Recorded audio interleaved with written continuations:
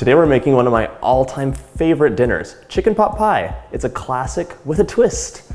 This is like the easiest recipe and it's a total crowd pleaser.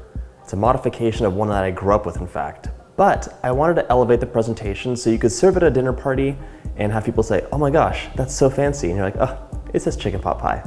Okay, let's get started. I have 3 chicken breasts on my baking sheet, and as you know, chicken breasts have very little to no fat, so we're gonna coat them in some fat. In this case, it'll be olive oil, and then season them with some salt, pepper, and a couple of other things. Just give it a healthy drizzle on either side. I'm gonna add on a pinch of salt right now, a bit of coriander, black pepper, and a dash of chili powder. Flip them over and repeat. Okay, that was super easy. Now they'll be baking in the oven at 375 until the center is cooked through. It'll totally depend based on how big your chicken breasts are, so be mindful. While my chicken breasts are baking up, I'm gonna make my savory pastry crust. So easy in a food processor and quick. Just 1 1/4 cups of all-purpose flour, dump it in. If you saw my how to make a biscuit video, you'll know to be very, very careful with the blades as they are razor sharp.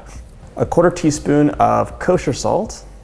I use kosher salt just because the grains are larger. If you're using a table salt, you can have smaller grains, and there's even like fine table salt and extra fine table salt where there's basically less air gaps in between the salt granules, so you're adding more salt in. So just specifying kosher salt is a way of kind of regulating how much salt is in a tablespoon or teaspoon or whatever.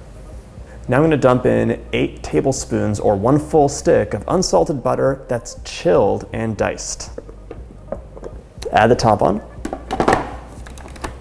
And we're gonna pulse it, and then I'm gonna start adding in some of my ice water.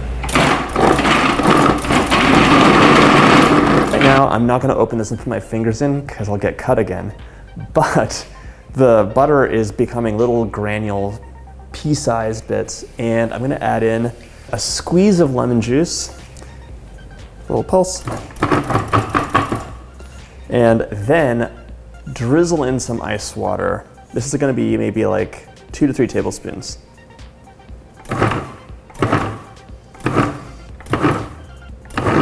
You can see it's becoming a bit more raggedy. So if you look inside right now, you can see that this is actually going to become a dough once I give it maybe 2 to 3 kneads. I wanna have those butter lumps, but I don't wanna have giant clumps of butter. That would be amazing and flaky, but I'll be making a lattice with this, and the lattice needs to have some structure, so you can't have those giant pieces of butter, just little pieces of butter that are unmixed. I'm ready to dump this out onto a pastry mat. You could also just use plastic wrap on your counter.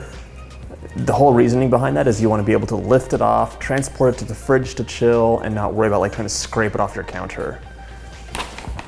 Also a good idea to give it a light flouring. I'm gonna dump this shaggy mixture out on there. The blade has been carefully removed.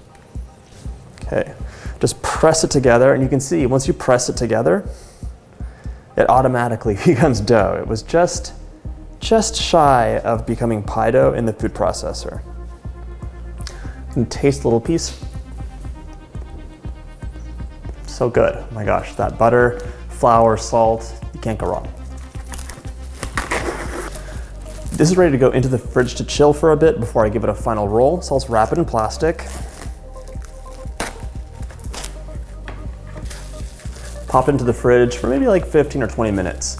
That chicken needs to rest after it comes out of the oven for 20 minutes anyways, so this can chill up real nice. All right, so this recipe calls for 2 cups of diced onions. I'm hoping this gigantic friend over here will give me a full 2 cups, but we'll find out in a moment. I mean, that's a big onion.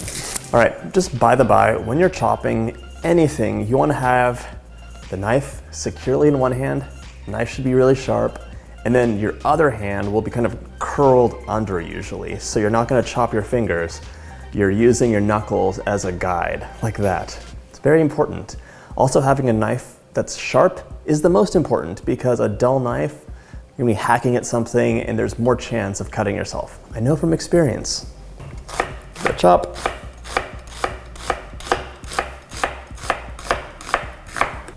And this, go the other way to dice it.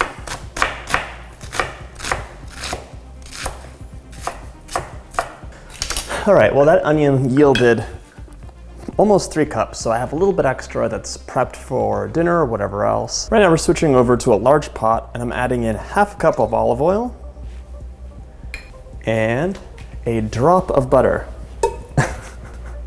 or 5 tablespoons. We're gonna let this melt and then add in our onions. I'm adding in a 1/4 teaspoon of salt to get this started, but I'll be seasoning to taste as we go along. 1 cup of onions, 2 cups of onions, and a blessing of a few more. This needs to cook down and just become translucent, so we're basically going to sweat the onions out. Now that my onions are further along, I'm adding in 3 cloves of minced garlic, giving it a good stir, and it's going to all come together and spice things up.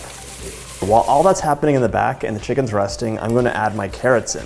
We have to peel them, dice them, and blanch them. Blanch is one of my favorite words.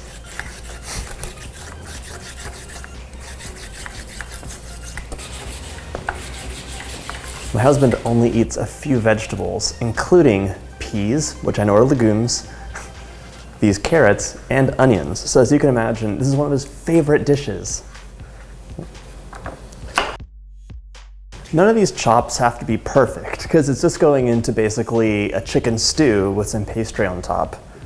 Just want to get kind of even-sized pieces, more or less, so they all cook the same.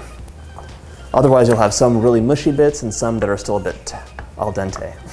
I treat my chopping like an assembly line, so I'll just do one action for everything and then repeat before I move on to the next step. So here I'm cutting everything lengthwise and some are getting quartered as well. And then I will be chopping it up. Looks like I have, again, a bit more than 2 cups, but we'll double check. Yeah. That's just about 2 cups and a quarter, but we can add more carrots or less carrots if you like them or don't. All right, some boiling water, which I'll give a light salt to. My favorite part of baking is adding salt into boiling water. It changes the boiling temperature, which is why that happens. Okay, 1 cup in, 2nd cup in, and we're gonna boil this for 2 minutes or blanch it. It'll soften things up, so it's all gonna be finished up in baking. So my onions and garlic are nice and soft, starting to caramelize. I'm gonna add in 3/4 cup of all-purpose flour, stir it together, and I'm basically making kind of a roux with this. So the butter and the oil and the flour will cook together, thicken up, and this is gonna be the base of the chicken pot pie. This needs to cook on medium-low for about 2 minutes, just to get that flour all, tasting good. Once you see this bubbling up and kind of jumping off of the pan, you know it's done. The flour's cooked, and if I leave it alone, it kind of bubbles up and becomes foamy. All right, now that this is all cooked up, I'm adding in my 4 to 5 cups of stock. I'm not using a homemade stock because I'm busy and tired. Second to last thing to chop is our parsley. This is gonna add in a little bit of color, a little bit of flavor, and I don't know, I just love the subtle taste of parsley personally, especially flat leaf or Italian parsley. Let's see how much this is. Give it a mince. When I'm mincing things like parsley, I like to give it a chop, chop, chop, chop, chop, chop, chop, chop, chop, chop, chop, chop, chop, and then use my knife to fold it over and continue chopping. That way I kind of make sure that one part's not getting chopped while everything else on the edge is kind of like untouched. Let's just measure it out to be sure. And yeah, that's about a half cup. Our chicken breasts rested for over 20 minutes, so they're nice and juicy. We're just gonna give them a good cubing. You wanna have bite-sized pieces. Personally, I love thigh meat and legs and all the dark stuff, but I'm using chicken breast for this because it's kind of controversial. Some people are really anti-dark meat, and it seems like all the people who like dark meat will eat white meat anyways, so we're making a compromise here. I just found a bone. I found a bone fragment in my allegedly boneless chicken breast. Seems like you can never trust your butcher. And by butcher, I mean meat department.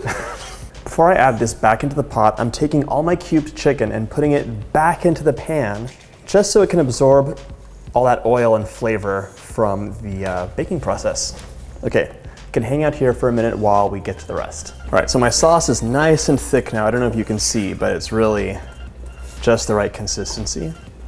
Time to pour in a 1/4 cup of heavy cream. Optional, kind of. Kind of, you don't have to put the cream in, but I mean, you don't have to do anything. Add in your frozen peas, the blanched carrots, your pearl onions, and then give it a good mix. Now it's time for that delicious chicken meat. Scoop it all in, and then give it a really nice mix. Make sure all those juices are well incorporated. And then you're gonna finish it off by adding your minced parsley, which you'll mix in as well. And then just let this simmer for a few minutes while the rest of the pastry comes together. My pastry dough is nice and chilled, just warming up so it's a bit malleable, and it's time to make our lattice tops. So you could totally do this recipe and just cover it with some puff pastry and call it a day. But I'm just not a fan of soggy, savory pastry. If you're making an apple pie and the sweet pastry is like absorbed all those delicious apple juices, that's one thing. But for a savory crust, I want it to be nice and crispy. So we're basically making like a lattice cookie out of the pastry dough, and then we're gonna bake it separately and assemble it right before serving. This way, all of your guests will have pure flakiness, no soggy mess. These are the bowls I'm serving my chicken pot pie in. If you don't have something like this, you could use a ramekin or basically anything oven safe. If you're making a giant chicken pot pie, it's even easier. Just make a giant lattice, cover it, and serve like that. Or you can just spoon out all of the chicken pot pie into a bowl for everybody and then give everybody a little lattice of their own. I'm gonna roll with some plastic in between just so nothing sticks. This is my workout for the day. The nice thing about chicken pot pie is that you can do all of this in advance. So you can make your filling in advance, and then you can make your lattices in advance and just cook them right before serving, or even cook them ahead of time and keep them in an airtight container and just assemble it right before serving. Now it's time to cut those strips. Roughly 1/2 inch wide, but it's totally up to you. And of course, I'm gonna use a ruler for a very straight line. If your strips start warming up, time to freeze them. Some people are like amazing pie makers and can do these insane lattices, especially on Instagram. I see a bunch of people who have like just like geometric wonderment going on in their pies, and that's not me. So if I can do an okay lattice, it's gonna look good and I'm not gonna be stressed out. So if you're using a bowl or a ramekin, just measure out the top. Try and find something that's a similar size, like I'm using a lid to kind of cut these, or you can just press your top on and cut around it. So you can figure something out. All right, so I have a Silpat. I'm gonna pop that onto my baking sheet and now carefully transfer my lattice over. 1 egg and a drop of cream. These are gonna get a final egg wash before I pop them into the oven. My lattice tops will bake at 400 degrees Fahrenheit for about 15 minutes or until they're nice and golden brown. Spoon the filling into your serving bowls until it's almost brimming over, and then top with your beautiful pastry lattice. If you're using oven-safe serving bowls, go ahead and toss it back into the oven at 350 for maybe 10 minutes just to warm everything up so it's nice and piping hot for your guests. Sprinkle with chopped parsley, top with your lattice, and you're ready to serve. So if you love the way the lattice looked but think, oh my gosh, that's a lot of work, well, it was a bit of work, but here's the shortcut. You can have one large serving dish for the table and then make a big lattice top that you bake separately, place it on top of the rest of the filling, and then you can just spoon out chunks for your guests and they'll have a little bit of the lattice and it'll be much easier because you're only making one instead of the several.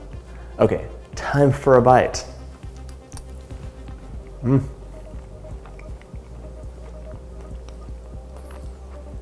That crust is so crispy, not soggy at all, and the flavors are just like classic American perfect dinner. Okay, thanks for watching. Hit that like button and don't forget to subscribe.